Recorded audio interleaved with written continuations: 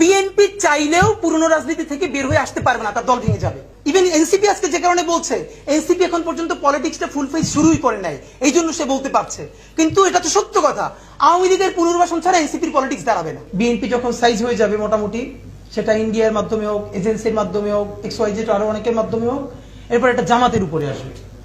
তো বিএনপি যে কয়দিন পারলো তো পারলো, জামাত পারবে না 3 দিনও। এরপরে চূড়ান্ত খেলাটা হবে এনসিপির সাথে। সম্ভবত এই জুলাই থেকে আগামী 6 মাস হোক, 1 বছর হোক, বাংলাদেশ প্রচন্ড ক্রাইসিসের মধ্য দিয়ে যাবে, প্রচন্ড। এবং এই ক্রাইসিসটা আজকে বিএনপির যে ক্রাইসিসের মধ্য দিয়ে শুরু হচ্ছে, আমরা এটা ভাবার কারণ নাই যে এইটা থেমে গেলে ক্রাইসিসটা এখানেই থেমে যাবে। এটা বিএনপির সাথে ঘটবে এর কিছুদিন পরে।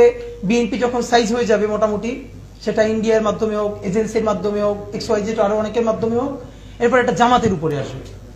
তো বিএনপি যে কয়দিন পারলো তো পারলো, জামাত পারবে না 3 দিনও। এরপরে চূড়ান্ত খেলাটা হবে এনসিপির সাথে, এবং এনসিপি পারবেই না। তো ফ্যাক্ট হলো আমাদের দুটো লড়াই একসাথে করতে হবে। আমরা কোনো রাজনৈতিক দলকে এককভাবে এই দেশকে বর্গা দেই নাই। যারা আজকে বিএনপির বিরুদ্ধে বলছে তাদেরকে একটু ভাই মনে করাই দিয়েন, তারেক রহমানের কাছে সবার কিন্তু হাজিরা দেয়া লাগবে। তো তখন আমি বললাম, ভাই এই কথার কারণেই আপনারা ডুববেন। শেখ হাসিনার কাছে এই দুনিয়ার সবার হাজিরা দেওয়া লাগে নাই। এই হাজিরা যে দেয়া লাগবে এই কথার কারণেই তার এখন দিল্লিতে গিয়ে হাজিরা দেওয়া লাগতেছে। তো শেখ হাসিনার যদি দিল্লিতে হাজিরা দেয়া লাগে, তারেক রহমানের কাছে সবার হাজিরা দেয়া লাগবে, এটা একটি স্টুপিড কথা। বরং এই কথাটাই বলতে পারতে হবে, তারেক রহমান যা করেন নাই সেই দায় তার উপর চাপিয়ে দেওয়া যাবে না। তারেক রহমান যা ভালো করেছেন, ভেরি গুড, সেটা আমাদেরকে বলতে পারতে হবে।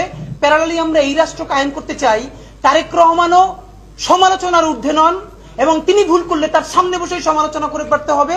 এবং সেজন্য আমার রাস্তায় ধরে কেউ বলবে না যে তারেক রহমানের কাছে কিন্তু আপনার যাওয়া লাগবে। তখন বললাম, ভাই হাসিনার কাছেই তো সবার যাওয়া লাগে নাই, তারেক রহমান সাহেব তো আরো অনেক পরের কথা। তো এর মানে হলো আমাদের সামাজিক মনস্তত্ত্ব।